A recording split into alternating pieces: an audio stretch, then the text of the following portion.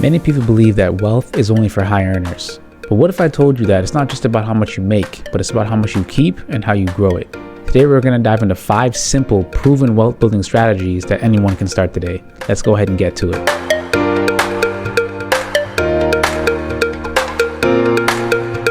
What's going on, everyone? Welcome to another episode of the Success Spectrum podcast. I'm your host, Kadeem McLean, and today we're talking about the wealth playbook. And there are some foundational pieces that need to be in place for us to build wealth. And we're going to quickly dive into that because one of them is a mindset shift.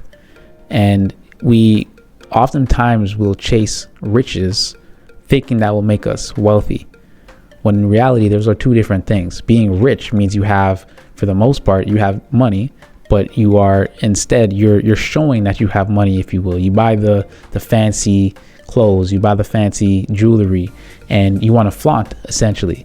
When in reality, those who are wealthy, oftentimes you won't know it. You might pass a millionaire on the street and not realize it, because oftentimes they're mostly not trying to flaunt and show that they have money, because they would rather take the money, instead of buying the watches, the jewelry, and so on, they would put it into assets so that they can continue building wealth. Oftentimes that is the way that it goes. So riches more so as you're chasing the luxury items, the fancy car, and you're trying to keep up to date with all the fancy technology and so on. But wealth is, for me, wealth is wholesome.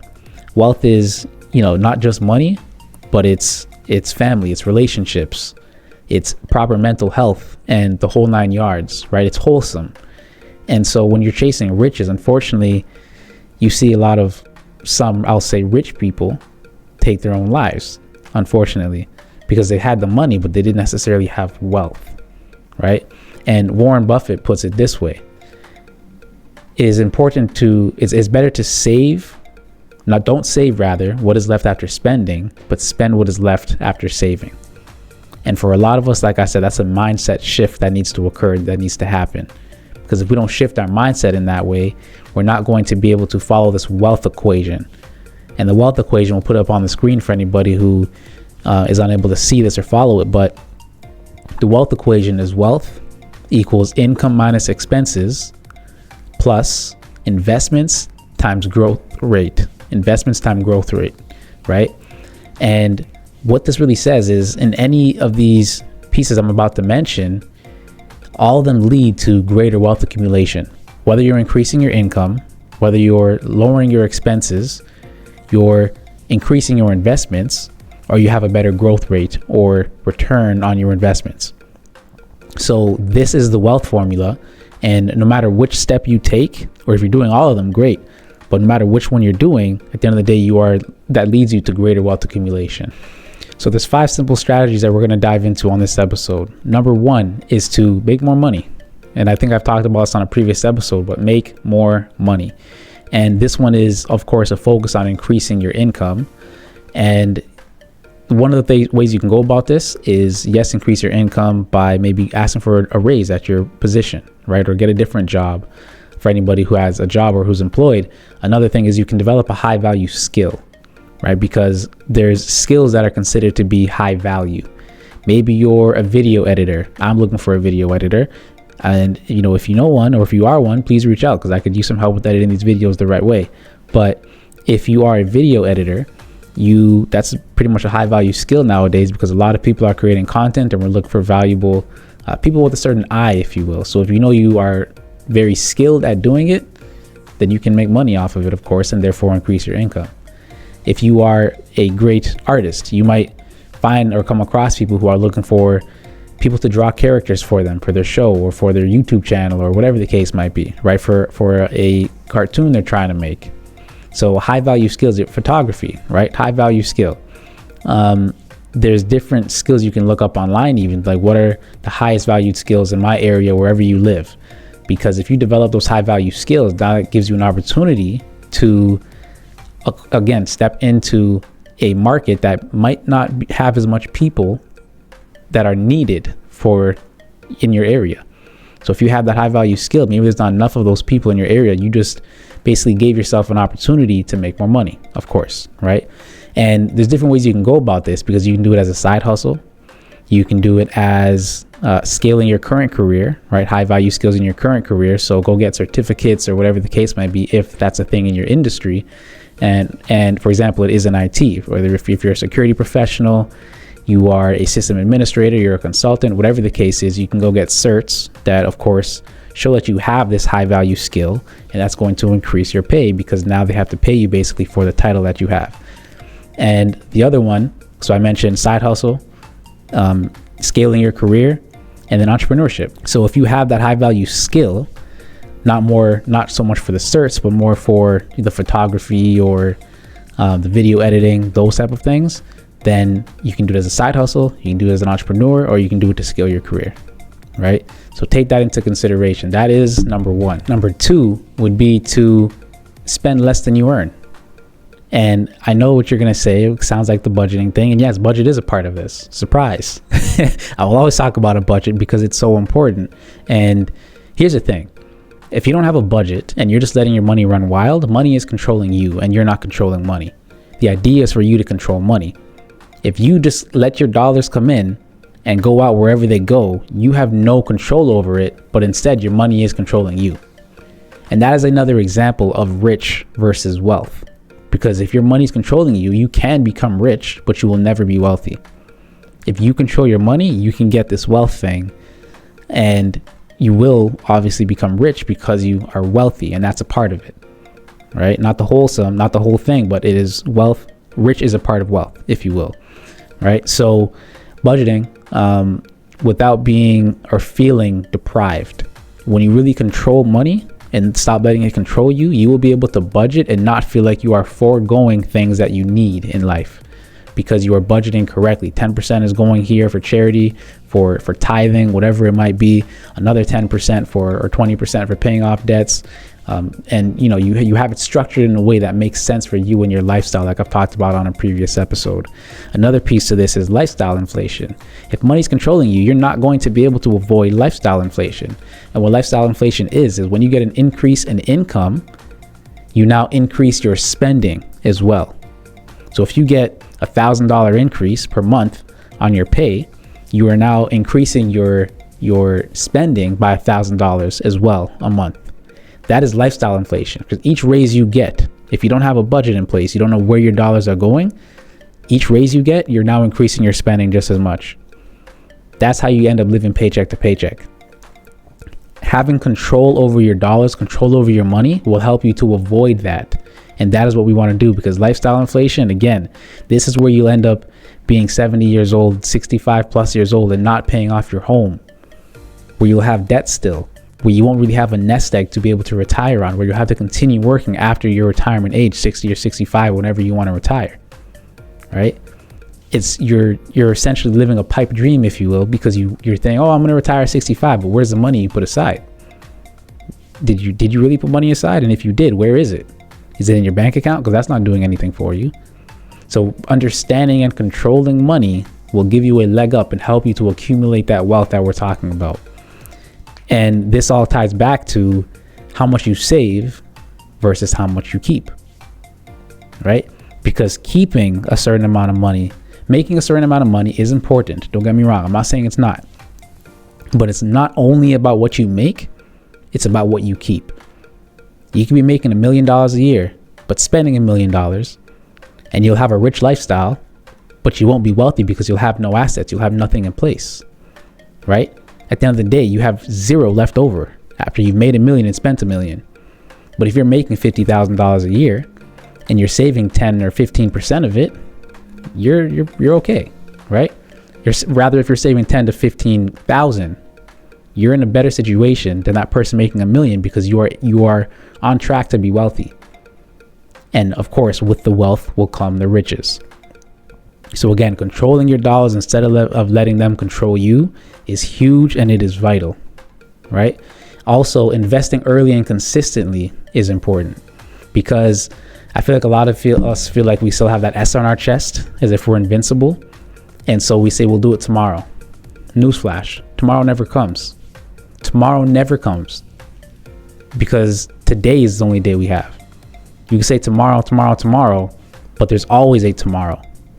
So start today, Because if you don't start today, you're never going to start. And when you do start, stay consistent. To go along with that, it is not enough just to save, because again, you can be saving in your bank account and inflation is higher than the interest rate you're getting in your bank, so you're losing money, right? And so the idea is you work hard for your money, so why not make your money work hard for you? And in that case, saving is good, but really investing is what we really want to do. And start sooner than later, because the sooner you start, the more you have for compound interest to take effect, which we'll talk about shortly. But we'll talk about it now. Compound interest. So let's say you have an apple.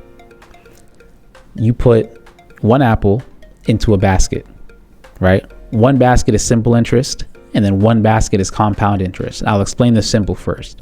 So you have one apple, you put it into this basket, and then let's say these apples grow over time on their own. So the next day you have 2 apples, right? And the next day you have 3 apples, because you're getting one, you only put one in. So every day you get one extra, right? You get one apple extra per day, because that apple is your interest that you're getting per day. But if you put 2 apples in, right, for simple interest, the next day you have 4. The day after that you have 6, because you put 2 in to begin with. Now compound interest says you put 1 apple in that basket, the next day you have 2. The day after that, you have 4. The day after that, you have 8, right? So it compounds for you over time. You only put in 2 to begin with, but the growth on that, the 2 extra apples you get the following day, now you get growth on that as well. So you get 4 in total, and then you get 8, and then you get 16, and so on. So you can see how compound interest will work for you for your dollars, as opposed to simple interest. You want that compound interest. And this can only take effect if you invest over the long term and you stay consistent. That's why it is so important to stay consistent when it comes to your investing. Some of the investment vehicles that are great for investors, for beginners, would be ETFs, indexes. You can look these up. Like, for example, there's an index of the S&P 500, right? So if you get an index of that, essentially what it's doing is mirroring that market. And that market has done about 13%, I think, over the last few years. So you're essentially getting that percentage. Whatever that does, S&P 500, you're mirroring it. So what you can do is just dollar cost average into that. What dollar cost averaging is you take a portion, let's say, of every paycheck for every 2 weeks. You take a portion, let's say $100, $500, whatever it is that you can afford and makes sense for you. And you regularly, every 2 weeks, contribute that amount. Because now you're buying when it's high, you're buying when it's low, and you're essentially minimizing your chance for loss and increasing your chance for growth. And to give an example of that, I always like to use this: Walmart, or better yet, it doesn't matter where you go, but let's say you need tissue, and a box of tissue is normally $5. You walk into the store, you notice it's on sale for $1. You're not just buying one box of tissue now, you're probably going to buy a few, right? And that's because it's on sale. When the market goes down, we consider it to be on sale, because there's certain companies that, for the most part, we know are not going anywhere. Walmart, Amazon, Microsoft, Apple, right? Google. These companies, for the most part, they're not going anywhere. We know there's certain companies that have been around for a long time. So yes, their stock price may come down, but that's when it's time to invest, because we know it's going to come back, right? Disclaimer, always do your research. I'm not telling you what to do. I'm just giving you some information. You do your own research, right? But that is why dollar cost averaging is so important, because you're buying when it's low and you're buying when it's middle, you're buying when it's high. So at the end of the day, over the long run, you are ideally going to make more and lose less. All right. So that's why dollar cost averaging, or DCA for short, is important. Do you have a child in your life who loves to color? A niece, a nephew, a son, a daughter, a neighbor? Remember when we grew up, we did A for apple, B for banana, and so on? There's something new in town. It's going to change generations financially. It's called Money Magic, ABC. This is a financial coloring book. They get fun pictures to draw, to color in. But instead of A for apple, we got A for asset. We got B for budget. We got C for crowdfunding. This is going to, while they're enjoying themselves, teach them the financial terms that we didn't know growing up. the financial terms that some of us still don't know. Financial literacy is key and vital. And instead of learning A for Apple, learning A for asset at such a young age, it's going to change their financial mindset into the future. They'll be able to start off ahead of the ball, right? Ahead of the game. So go ahead and get yourself a copy and give this gift. Give the gift of financial literacy to your children and the children in your life today. Go ahead and click that link in the description and get yourself a copy. What we want to do with this next category, number 4, is we want to leverage good debt and, of course, minimize or completely get rid of, avoid bad debt. And what is good versus bad debt? The simple explanation I always give is good debt puts money in your pocket, bad debt takes money out of it. All right, so a bad debt could be, for example, a credit card. It could be a student loan. It could be your car loan, because as soon as you drive that car off the lot, it decreases in value, right? A good debt could be something you use for a business, like a business loan, as long as your business is making income, of course. A good debt could be you utilizing debt, like let's say a line of credit, for example, to invest, where that investment is bringing you a higher return than the interest on your line of credit. That could be considered a good debt, right? Depending on the market, a mortgage could be considered a good debt, right?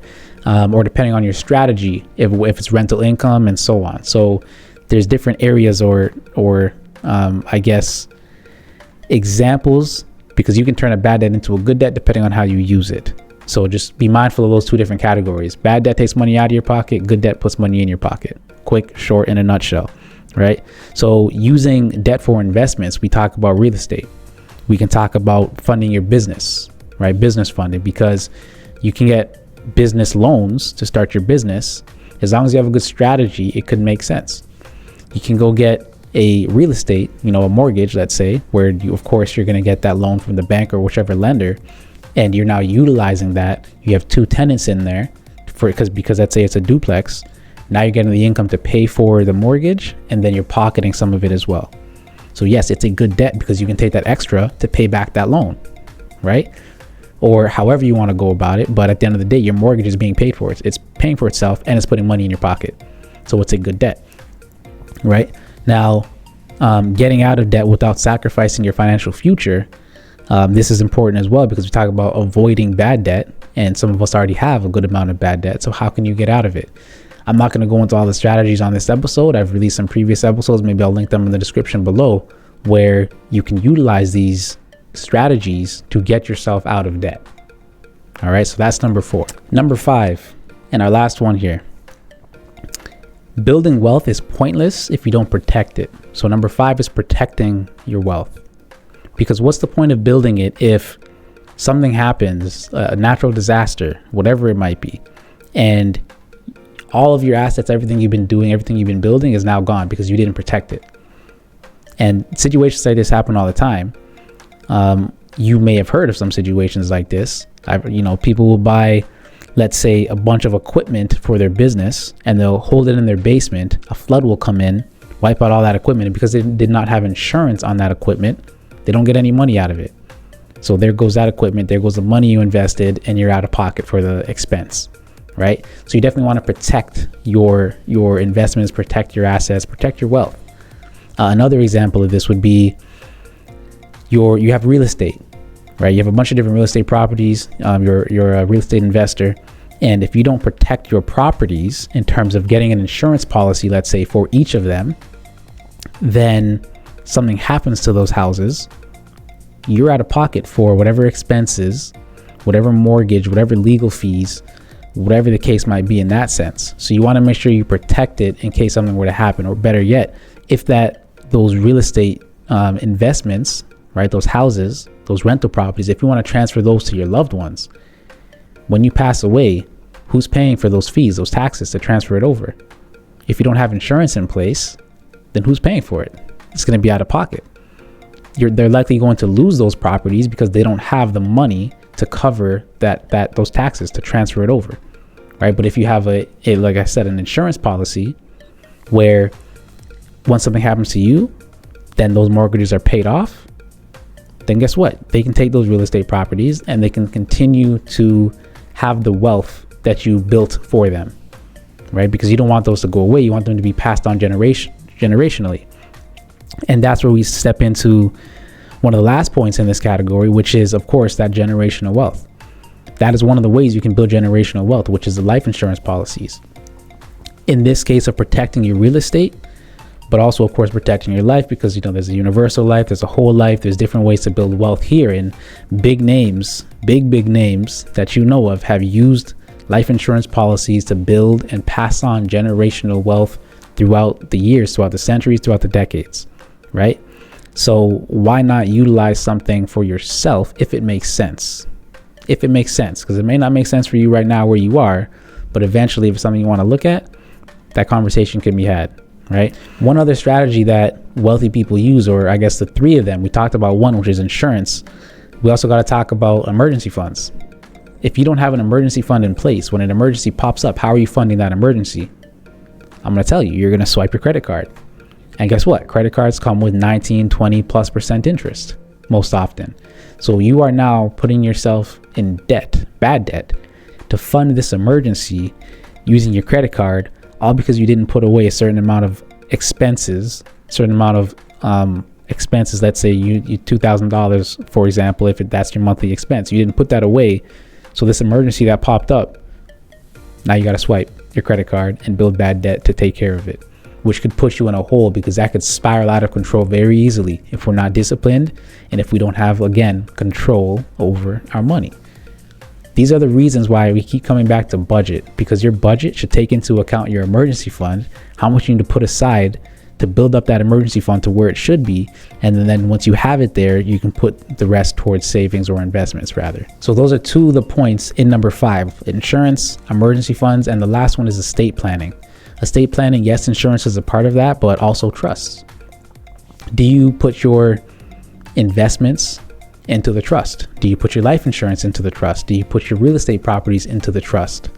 And if you don't know about trust, do your research. I'm not a law professional, so I don't really want to give you too much information on it, but go ahead and look that up, because trusts are a plan, let's say, a strategy that can be utilized to, again, pass on generational wealth many decades after you're gone, as long as you structure it the right way.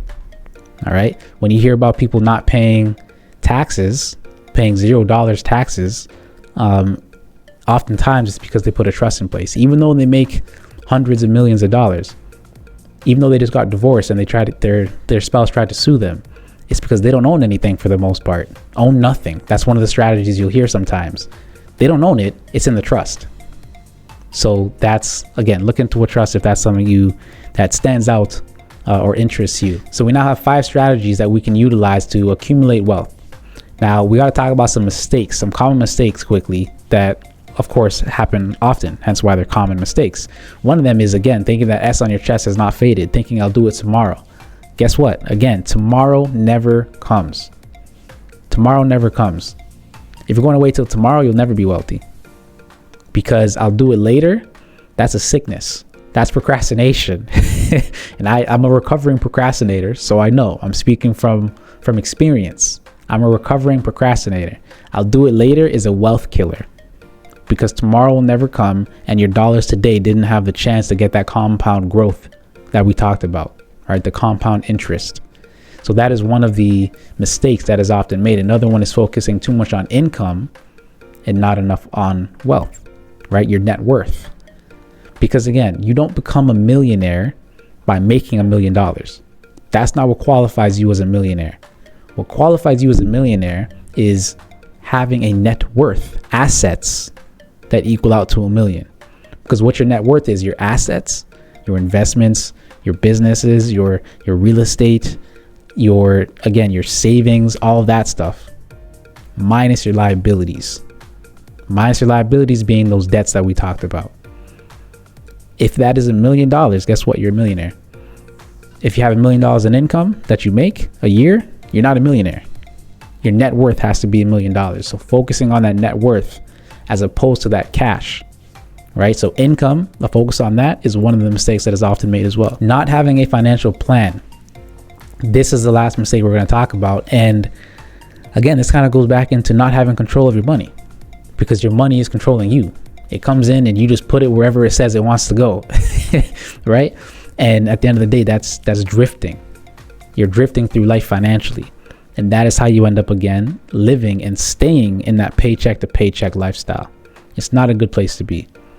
Utilizing these 5 strategies we talked about today can help you to break out of that. I wrote a book for you, and it's called Wings of Abundance, your strategic guide to uplift and empower you to financial overflow.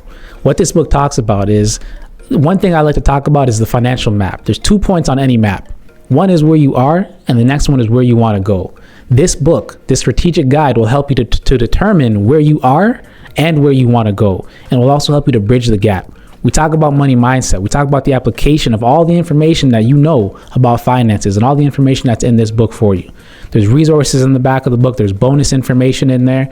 We talk about how to overcome debt, how to build wealth, generational wealth. There's so many different strategies in here that you can utilize for yourself to get you to where you want to be financially. So again, if this is something that sounds interesting to you or anybody you know, because it's written in a language that even teenagers could read it, go ahead and click that link in the description and get yourself a copy. Lastly, we got to talk about your wealth building game plan. What are you going to do after understanding this information? Because all the information is out there that you can need. Today, we talked about 5 strategies, 5 steps that can help you to get there, right? And they're not, I said them in no particular order. So what I'd like you to do is pick one of them. Just pick one of them, and focus on applying them this week. This week, just one of them. And if you'd like, you can drop it in the comments, whichever one you're going to go with. And share it with others, right? Share this episode with others if you found it useful, if you found value in it. But pick that one for yourself and stick to it. Whether you write it down somewhere, whether you plan it out, whatever the case is, pick one, start it, and stick to it. For my beginners, what you want to do is, yes, pick one of those strategies, but also I would say complete that budget, because you need to complete that budget and figure out how much you're going to pay yourself first. Pay yourself first. Not after bills, not after expenses, not after your debt payments. Pay yourself first. I couldn't tell you how many people I've sat with and helped who felt like they were drowning. They couldn't save anything.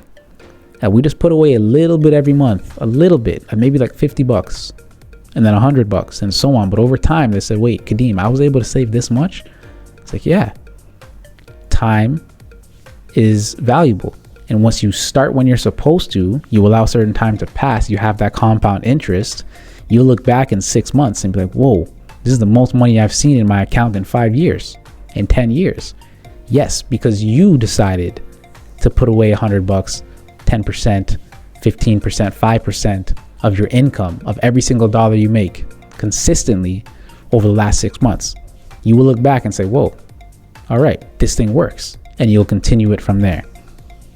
Right? So pick that one strategy for my beginners, stick to it. Well, for everybody, pick that one strategy, stick to it, and apply it this week. For my beginners specifically, look at that budget, figure out how much you're going to pay yourself every time, every single paycheck you get, every single dollar you earn, and stick to it. For my people who are already on their wealth journey, you know what your numbers are. You should at this point. And if you don't, revisit one of these 5 areas and see where you're off track, and then get back on track. And just a reminder, wealth isn't built overnight. But every small step you take today helps you get closer to that financial freedom you're seeking, to get that financial insecurity off your back and reach towards financial security. And I'm telling you, as you know, hopefully you know, and if you don't know, please utilize these strategies, because that financial burden, once you get it off your back, that debt's gone, you have some savings, some investments, you will feel free. You'll feel like a weight is lifted off your shoulders, and you will continue to build and go after that financial freedom you seek. So again, which of these 5 areas are you going to focus on? Drop it in the comments. And if you found value in this, share it out with somebody, because if you found value, somebody else will find value as well. Thanks for listening. Thanks for stopping by. Share it out with somebody, and I'll see you in the next one.